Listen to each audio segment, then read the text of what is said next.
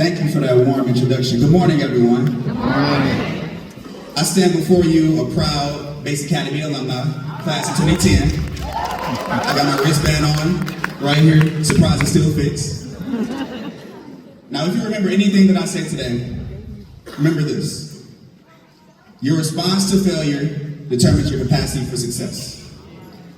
Write it down, commit it to memory, clock it. Whatever y'all saying these days. My little sister taught me that. Shout out to the listeners. Now, I can stand before you today and talk about all the wins that you're going to have, because there will be many. I can talk about the awards, the degrees, the amazing things that you're going to accomplish. Some of you will go on to Renaissance, best high school in the city.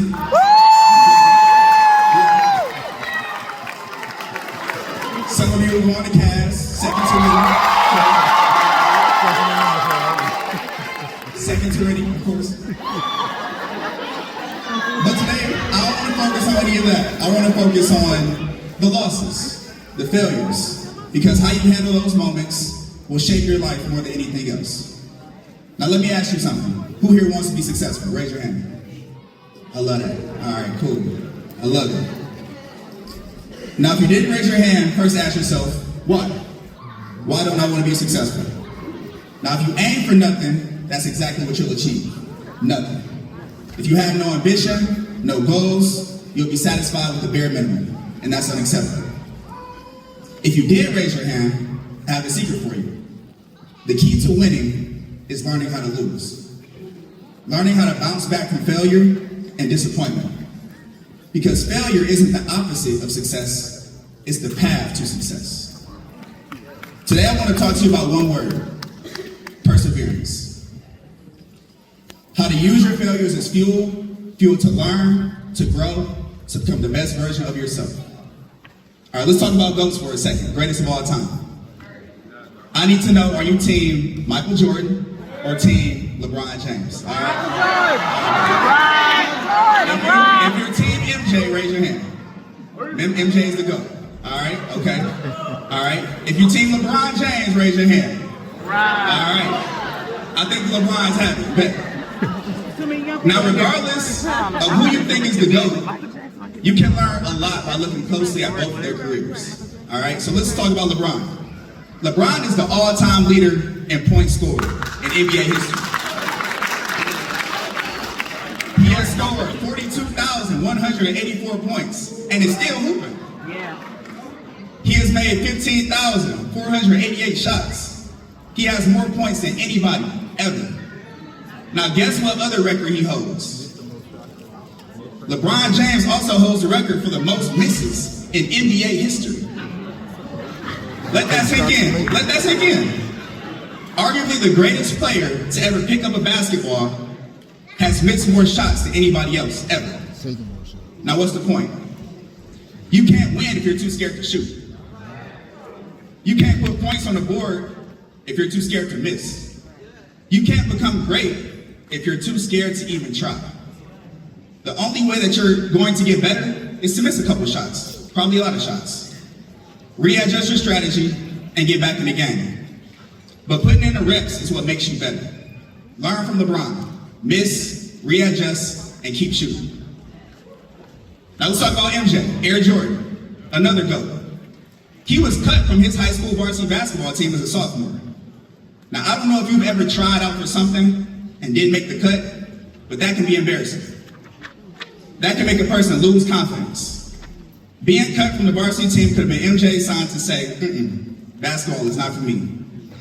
But instead, he used that fuel as fire to become the best version of himself as a player that he could be. Remember what I started with. His response to failure determined his capacity for success. Jordan said, I've missed more than 9,000 shots in my career. I've lost almost 300 games. I've been trusted with a game-winning shot 26 times and missed. I've failed over and over and over again, and that is why I succeed. That's powerful. So you have to treat failure like a scientist does. Every attempt is an experiment. Every mistake is a clue. You have to train your mind to say, I'm not failing, I'm refining, I'm learning. As long as you learn, you can take any L and turn it into a W and write your own story.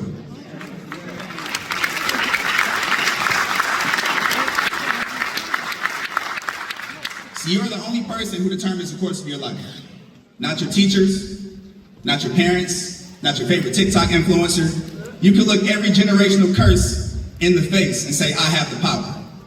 I'm the master of my fate. I'm the captain of my soul.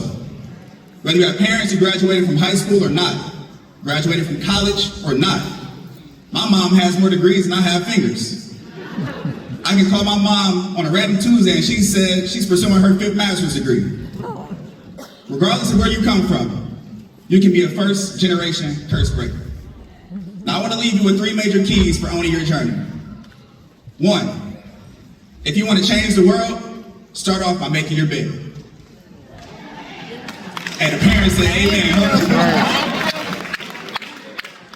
And I mean that literally, okay? It's so simple. You wake up, you open your eyes, you hop up out the bed, turn your swag on, and you immediately make the bed. That reference went over their head. They didn't catch it. Now you may ask, what does that do for me? Let me explain. Making your bed in the morning allows you to start off the day with an immediate win.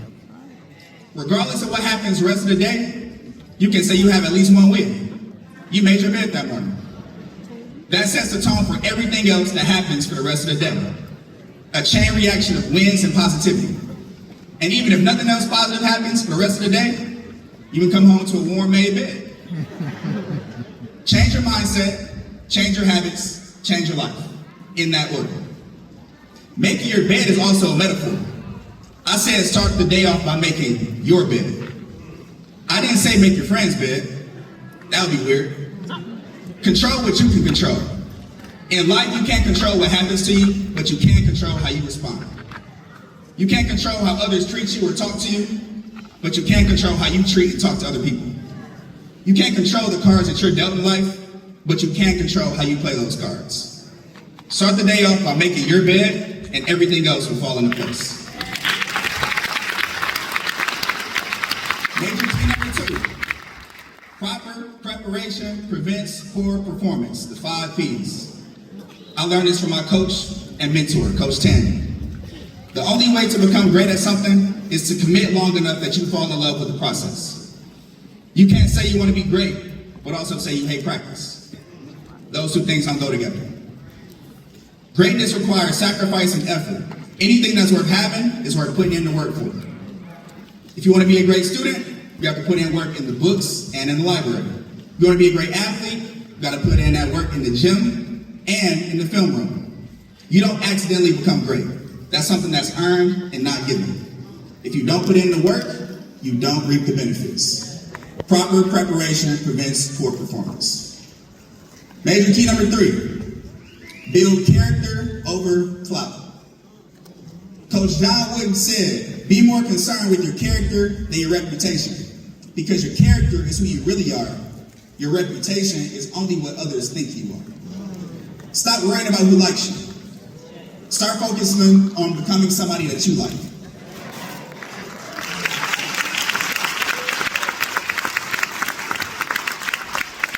Be someone that you will want to follow. Be someone that others can count on. Be responsible. Be accountable. Be punctual. Be a person that says and does exactly what they said they would do. That's leadership. Don't just look like a leader, actually be one. Don't focus on your follower count if no one will follow you in real life. Clock that season. You're focused on being an influencer on TikTok. We have enough of those. Focus on being an influencer in your classroom, in your community, on your volleyball team. Listen like that one. You want to be influential? Stop worrying about what people think and start worrying about taking actions that are impactful. You build character and confidence in yourself by doing exactly what you said you would do.